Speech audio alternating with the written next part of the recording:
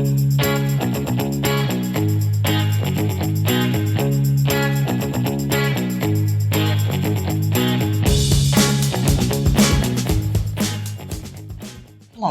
welcome to Insights with me, Lynne O'Donnell. My guest today is Sanjar Sohail.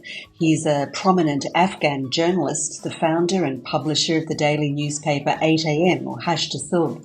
It was started in 2007 and was the largest independent newspaper in Afghanistan, printed in Kabul and other major cities and distributed in 20 of Afghanistan's 34 provinces. Sanjar, like many other journalists and media people, was forced to leave Afghanistan when the Republic collapsed. He and his colleagues continue their work in exile.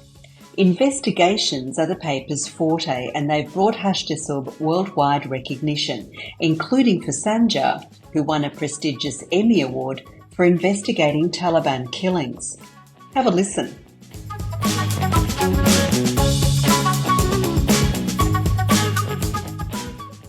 Thank you so much, and thank you for giving me this opportunity to talk in your show. My name is Sanjar Sohail. I'm the publisher and founder of Hasht-e Subh newspaper. Hasht-e Subh newspaper was the largest independent newspaper in Afghanistan. We started the newspaper in 2007 until the August 14th of 2021. The newspaper was printed in Kabul and few other big cities and distributed in 20 provinces of Afghanistan. Right now we are an exiled media outlet. We work from different parts of the world. We produce content in 4 languages, Farsi, Pashto, Uzbeki, and English. And where are you distributing now? Well, right now we are everywhere. We recently launched a printed weekly magazine of Hasht-e Subh. It's available everywhere and people can order it. And the idea is to also to distribute the printed version in the retail stores at North America. We have big population of diaspora in Canada and in the US. So I'm hopeful that we can not only distribute the newspaper, but also generate some income for the Hasht-e Subh. Through advertising? Absolutely. And how are you surviving at the moment? With grants? Right now we survive with grants, yes. We get grants from different organizations. The one thing that we avoided receiving funding from governments. So for the past almost 15, 16 years, we never received any funding from government institutions because government funding comes with limitations and other issues. Conditions. Absolutely. Yeah, pressure. Yes. Yeah. How do you see your audience? You're publishing in English as well. So are you trying to use Hasht-e Subh still to get news of and about Afghanistan to a non-Afghan audience? Absolutely. Well, as you are aware, since the Taliban takeover of Afghanistan, access to information has become so hard. The Taliban is also systematically limiting access to information, and independent media especially is in more difficulties for access to information. The Taliban is not allowing my reporters to work freely and independently. So I have people inside Afghanistan, they are working undercover. It's like now, like some sort of spying. But we are trying to get news out of Afghanistan as much as we can do. For the past 2 years and a few months, we've been able to produce number of the investigative reports about the torture, about killings, about atrocities of the Taliban, about the changes in curriculum, school curriculum, and the situation of women prisoners in the Taliban prisons. So these are the things that we are working on. But at the same time, we want to connect not only Afghans, but others who are interested in Afghanistan matters. Afghanistan matters is not only a local matter, it's also, I think, a regional and global matter, because there are things happening inside Afghanistan that could directly impact the situation and the stability and security of the region and the world. Well, indeed, but let's go back to the way your reporters are having to work, as you say, undercover, which means in secret and at great danger to themselves. The Taliban seem to be very, very clever in the way they have begun the manipulation of media reporting. There's still a lot of media organisations functioning, and if you look at some of the websites, they are doing reports on the treatment of women and apparently, seemingly critical reporting. What do you think about that? I'm thinking specifically of media organisations that claim to still be able to operate freely.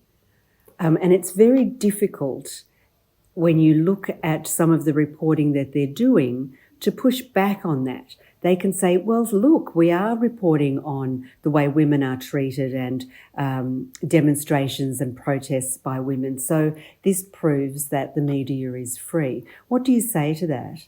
Well, first of all, let me say that I am really proud of my colleagues who are reporting and still working inside Afghanistan with all those difficulties and limitations, and the level of intimidation and danger to their lives. But to be honest, the media outlets inside Afghanistan is not able to report on many different issues that we are able to do it. First, reporting on sensitive issues requires different levels of approval by the Taliban, and at the same time, I personally know that the Taliban officials are coming to the newsrooms and editing and censoring news and reports. So expecting to have impartial news and information from the media outlets inside Afghanistan is I think a little bit optimistic, and it's not based on the realities. But at the same time, as you mentioned, that my reporters, what's the situation with my reporters?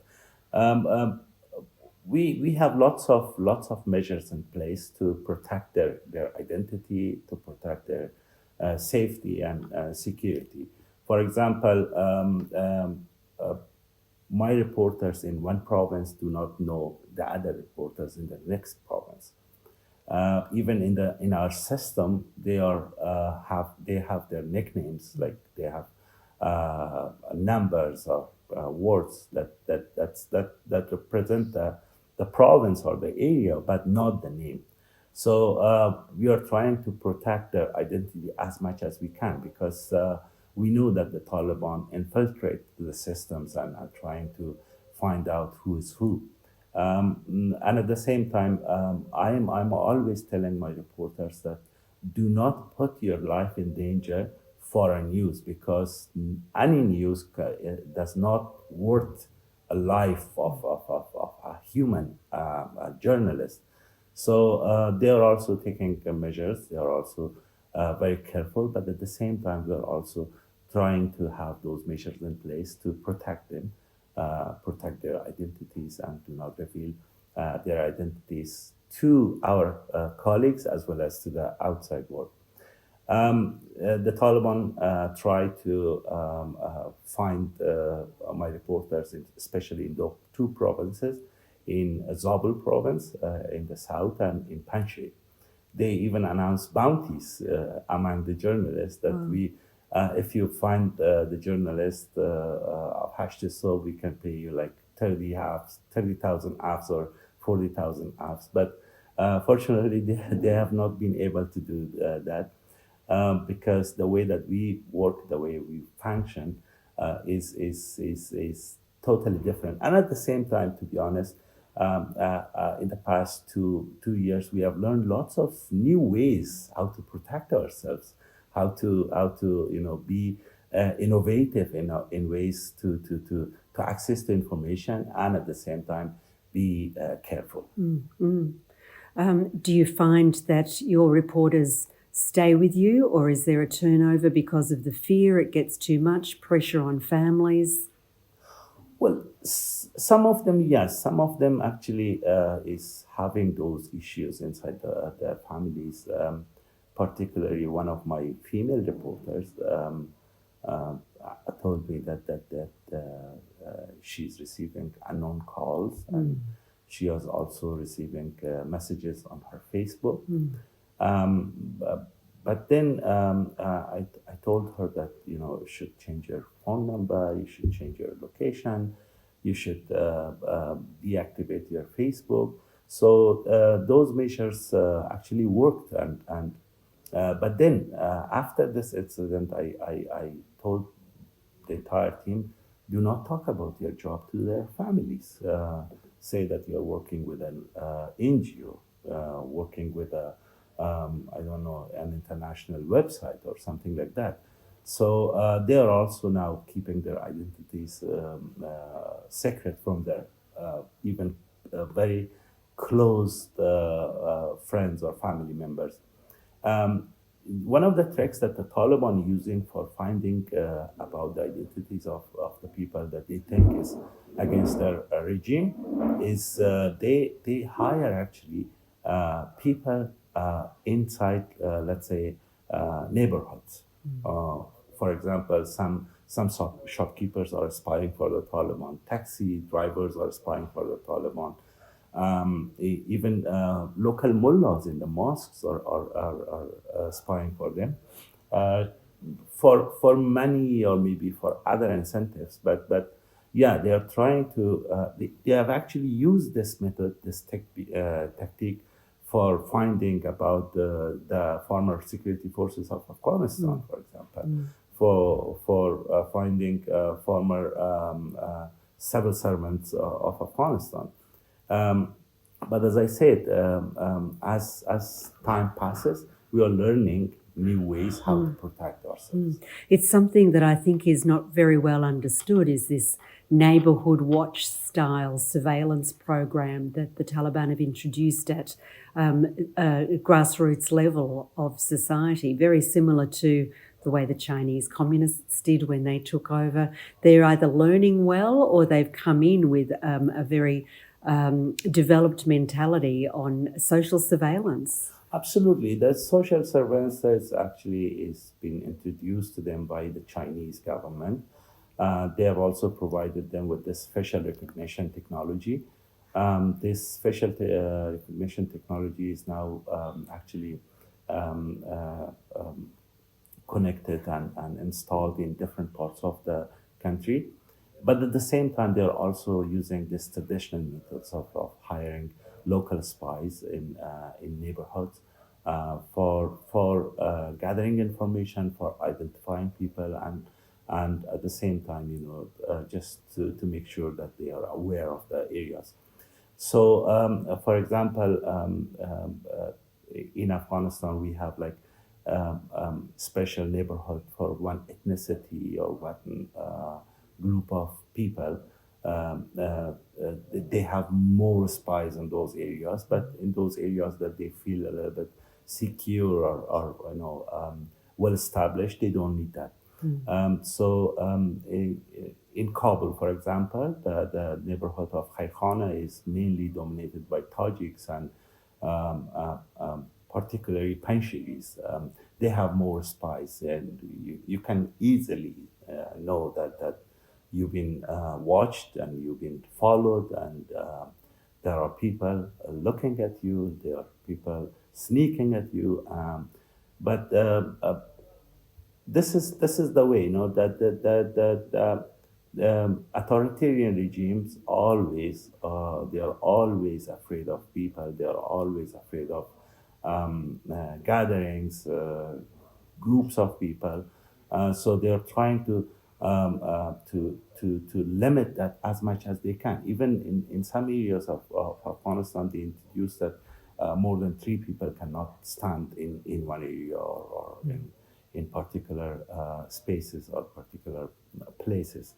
So this is the way, and unfortunately, yes, Chinese government is trying to not trying to, but actively supporting the GDI, General Directorate of Intelligence for the Taliban, and they are working with them. They are not only introduced facial recognition technology to them, but they also introduced the intercept technology, how to intercept people's call and contacts and movements and things like that. Well, it's testimony, isn't it, to their own knowledge of how unpopular they are. I mean, they wouldn't be so defensive if they thought that they had the approval of the Afghan population to be in power. Well, absolutely, absolutely. The Taliban, to be honest, is not the representative of the entire Afghan population. According to surveys before the collapse, there were some estimates that even the Taliban does not have 10% support among the Afghan population. With their return to power, I think that level has dropped dramatically. You can easily say that 50% of the population, the female population of Afghanistan, do not support the Taliban regime. The rest of the population is maybe divided in a few other groups, but I can say the majority does not support the Taliban because, first of all, Taliban is a terrorist organization. They have killed people, they have injured people, they have robbed people, they have beheaded people, and all those memories are alive in the collective memories of Afghans. And at the same time, since their return to power, they have treated people very badly in a very primitive ways. For example, they beat people on the streets just because of not having, according to their interpretation, just because of not having proper clothing or shaving their faces or let's say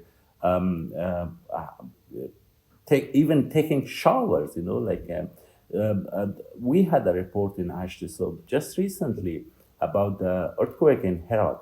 The first shock when happened, all the females came out of the houses. Then this morality police came and said, "Oh, what are you doing on the streets without your mahram?" And then they forced them to go back to their homes. And then the second shock happened, and that's why the majority of the victims of that earthquake was children and women. Yeah. Even I got a report that local people rented a public public bath to just for the victims of the earthquake to come and wash themselves. They said no, it's not allowed. It's haram in Islam. These are the things that could easily make people angry about the Taliban policies and the millions of Afghans is losing their patience, and they are not supportive of the Taliban. And at the same time, after the Taliban returned to power, the economy is totally collapsed. Millions of Afghans lost their jobs.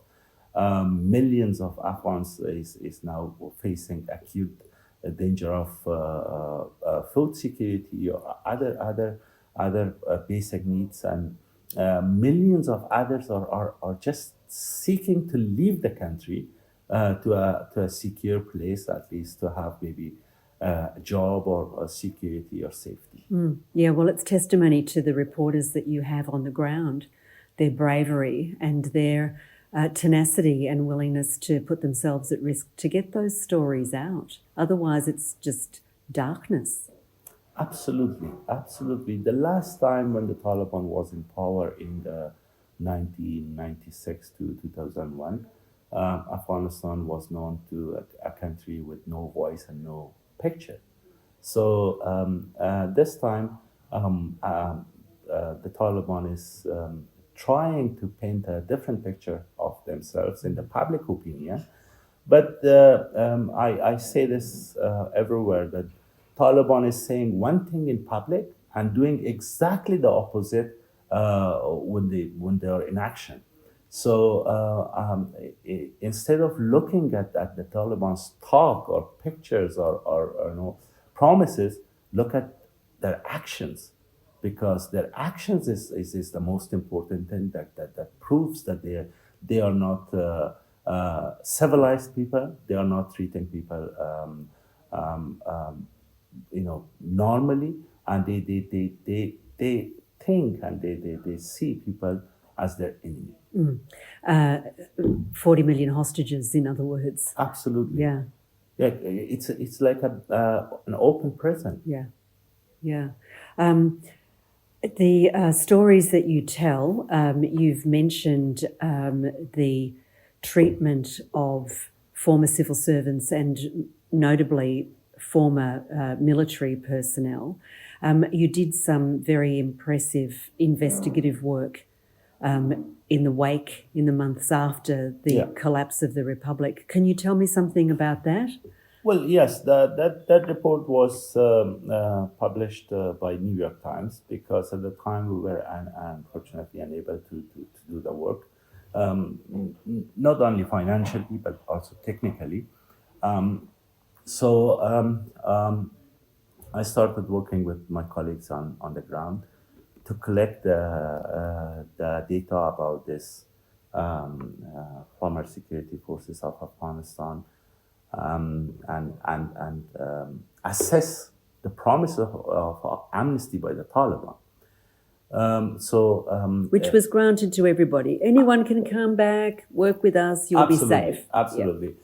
On the Doha Agreement, this is one of the main parts of and it was also one of the things that was picked up on by international figures, absolutely, government and military. This is Taliban 2.0. Yes, that was it. And if you knew, you knew. Yes, yeah. So we started investigating the first 6 months of the Taliban in power. And we have collected 490 cases of killing, forced disappearance, torture, shooting, and missing people. And all of those people are former security forces of Afghanistan from different branches of the security forces, army, police, and special forces, and ANDS, Afghanistan National Intelligence Security Directorate. All over the country? All over the country. There were some provinces with higher number, but there is an explanation for that. For example, in Baghlan province, there were like around 100 people killed or disappeared, or that people found their bodies on the streets. In Baghlan province, the Baghlan province was the main source of special forces of Afghanistan. But there were other provinces with relatively the same number, and it was all over Afghanistan. They publicly said that we give them amnesty and we should not treat them like this. But to be honest, I found that it was systematic. It was from the top down, and it was to find anyone with the affiliation with the security forces of Afghanistan to be killed or tortured or interrogated. For example, in Badakhshan province, I interviewed a former commander of a group of the Afghan security forces. He told me that he was tortured every day for a few hours, and then he was sent to a water well. naked, and he had no food, nothing, just naked on that waterway. Submerged in the water. Yes, yeah, for hours and hours, just for what? Asking him reveal the identity and the location of your friends or your colleagues. So he said that I spent like 27 days on that waterway. Then my case was transferred to the capital of the province. And then once I was in the province, they asked me, okay, if you're not revealing the location and the identity of your colleagues, give us your weapon. I said, I actually give my weapon the first day that you came to power. And he said, no, we know that as a commander, you may have more weapons. So he sold his house and bought new weapons and gave the Taliban, and then he was granted freedom. But after the freedom, he was unable to live in his own area, in his province, and he came to Kabul, and then he came to Herat, and then finally he was not feeling safe and secure, and he went to Iran. So these are the cases. The people this is not only numbers. Let's say this is not 490 cases. These people were mothers. These people were fathers. These people were sons, daughters of a family, or breadwinners of their families. Now these 490 cases are just a sample of what happened since the Taliban takeover. I have got more than 1,000 cases of ethnic cleansing in the province of Kandahar. Probably you know him. We had a very great commander in Kandahar called General Abdul-Razak. General Abdul-Razak was so brave and so tough to the Taliban. So legendarily yes, tough. Yes, I absolutely. met him. Yes. Yeah. So he when the Taliban came back to power, they start killing his tribesmen. And I found a list of like more than 1,000 people from that district. But I was unable to confirm them because what happened, the entire population of that tribe is actually gone from that area.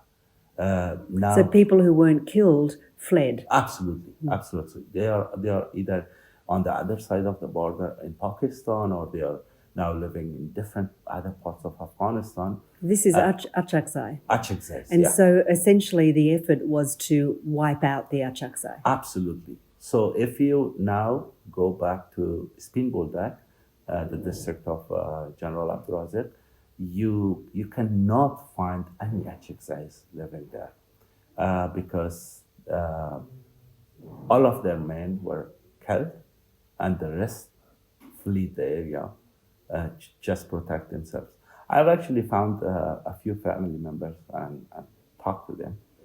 They said, come on, do not talk to us. Come on, do not open this wound again. Because we are now living in fear, we are hiding. And if you report that we are still alive and survive, they may come back. They'll to come us. for us. Yes. Wow. So this is what happened. I believe that since the Taliban takeover, maybe more than 7,000 to 8,000 former security forces of Afghanistan have been killed by the Taliban. Well, when you say this is a top-down order, the first person that you talked about was clearly in a district in some remote area. So it trickles down from where? Did you trace the original order? Well, yes, I have actually I found a voice clip of the current defense minister of the Taliban, Mullah Yaqub. He was talking to a group of people saying that, no, this is not systematic. Maybe a few rotten member of the Taliban is doing this, but this is not something that we have ordered. That means, that what does it mean? This is an excuse that they are actually saying in public, that we didn't order that. It's not systematic. This is just maybe personal revenge or personal scores, between people in different areas. But if you go and see the way that did it in different provinces, you know that it was systematic. It was something that was ordered, because no province actually is exempt from this killing and this forced disappearance. It was absolutely nationwide and consistent in its approach. Absolutely, yes. And 7,000 or 8,000 Yes. is not personal grudges. Yes. So as I mentioned, it was just the first 6 months of the Taliban in power. After that, only my newspaper is reporting about these incidents, and every day I can say that we have 4, 5, 6, even 10 cases of something like this.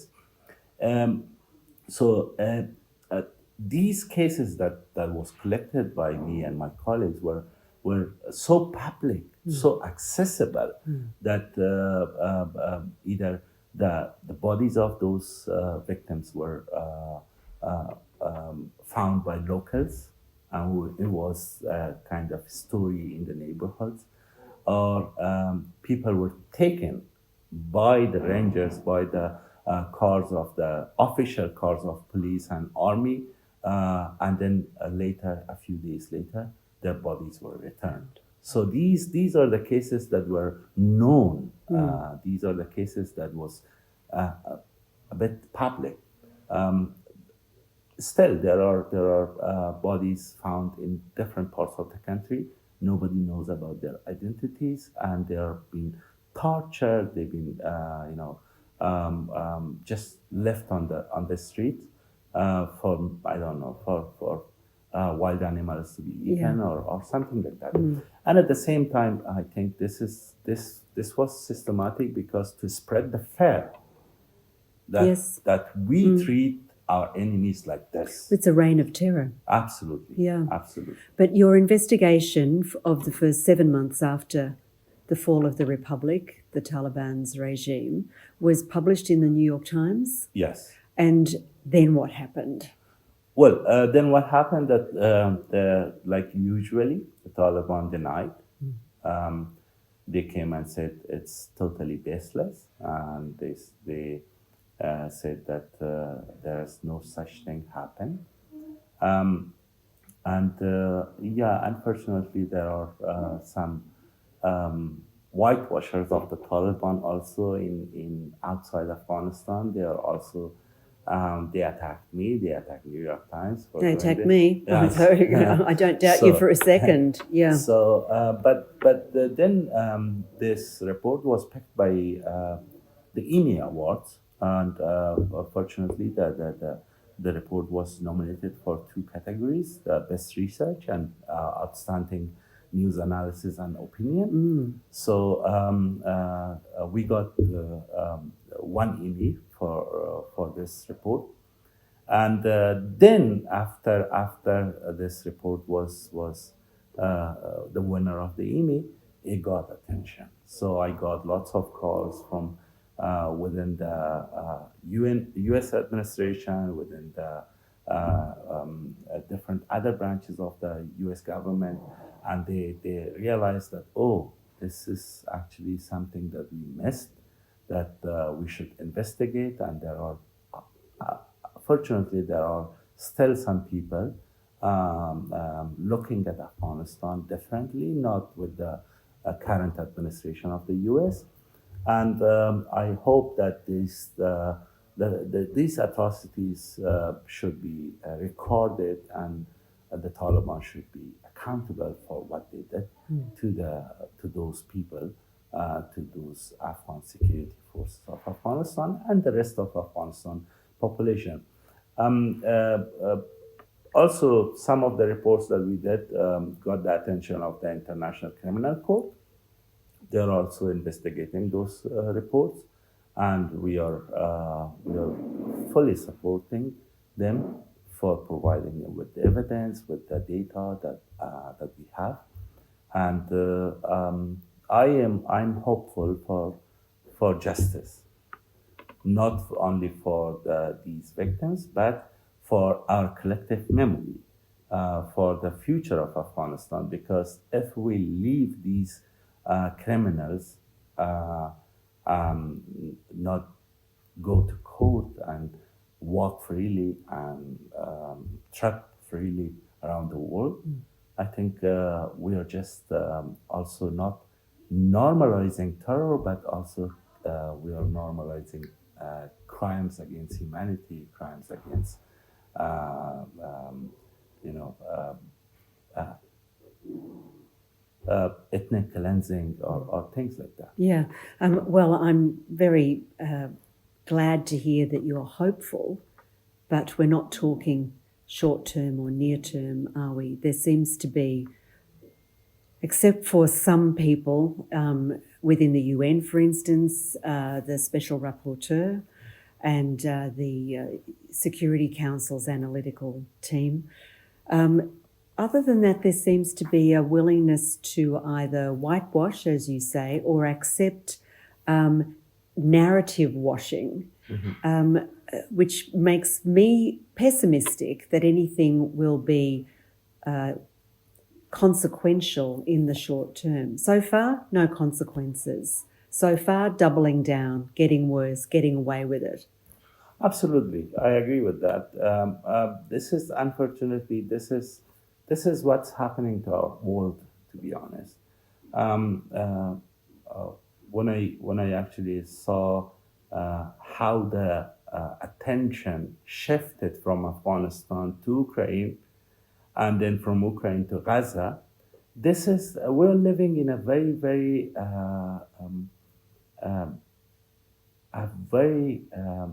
problematic era. People are used to social media. People are used to breaking news, and they just want to change their attention from one thing to another thing. Very short attention spans. Absolutely, yeah, absolutely. And once you see that there's a like change of policy or shift of policy in the Western capitals, the entire system actually shifts its attention from one place to another place. I agree with you, and I think that the mainstream media is also at fault.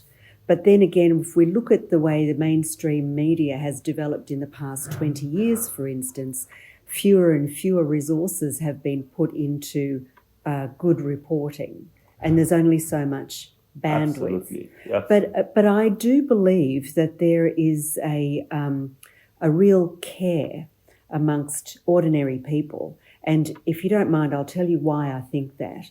I was in New York in September before the UN General Assembly meeting, and I'd never been to the UN building before, so I went on a tour. And when you go on a tour, you get to go to the nice big rooms with the wonderful mid-century Scandinavian furnishings, and it's fabulous. And I was with a group of random people. And when we were standing in the Security Council chamber, I was taking photos, and one of the middle-aged, probably retired American men who was there with his wife asked the tour guide, "What about Afghanistan? What is the UN doing for Afghanistan?"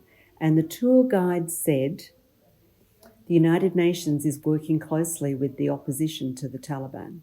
And I turned around and I walked up the steps and I said, "Excuse me, that's not quite true." And people started to gather round, and we had a conversation about the collapse of the Republic and what's happened there since, and the horror of the evacuation and what the UN is and isn't doing. And I took away from that a very great interest amongst ordinary people in what happened and is happening in Afghanistan that doesn't filter up Absolutely. to government, to the UN, to the NGO Yes. platforms generally, and to mainstream media, which have a foreshortened bandwidth. Absolutely, I agree with you. That's what happened with us. So if you compare the level of attention that we had before the Taliban takeover and the zero attention that we are now having on Afghanistan, it's like the the entire world actually forgot about Afghanistan in just a blink of eye, like this. Because, and this is not healthy, I think, for our world. Oh, we are not solving one problem and jumping to another problem and creating more problems. And then what? Maybe in a few years, we see the disasters of these short-sighted policies and short-sighted attentions. So we're just building on problems. For example, after the Taliban takeover, now everybody's saying that, oh, Afghanistan is secure, stable.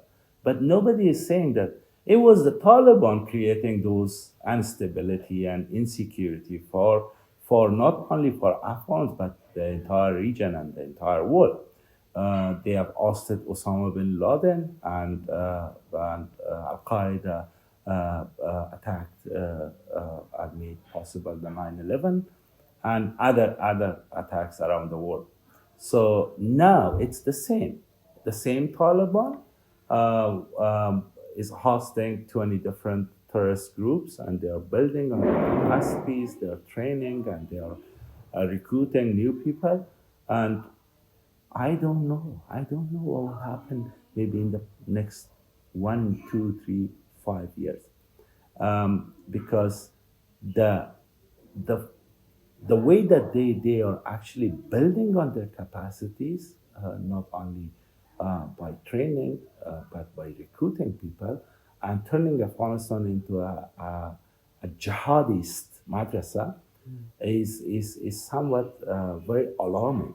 It's really alarming because these people will not stay in Afghanistan. They seek jihad, and as you've seen that since the Taliban takeover, there has been lots of terrorist activities inside Pakistan. We have seen at least 2, 3 suicide bombing inside Iran. We have seen security incidents in Tajikistan, in Uzbekistan, and this is, I think, just the beginning. Because what happens in Afghanistan, as history has proven, does not stay in Afghanistan. Absolutely. And at the same time, now they have access to very sophisticated military equipment and guns and technology. Which are also showing up in other conflict zones. Absolutely, yeah. In different parts of the world. Yeah. Yes. Yeah. Well, it's been it's been my privilege actually to talk to you today, and I'm very, very pleased for your Emmy. Congratulations on that. And please keep doing the good work that you do at Hasht-e Subh, and best of luck in the future. Thank you so much. Thank you for giving me this opportunity, and I'm very proud to talk to you.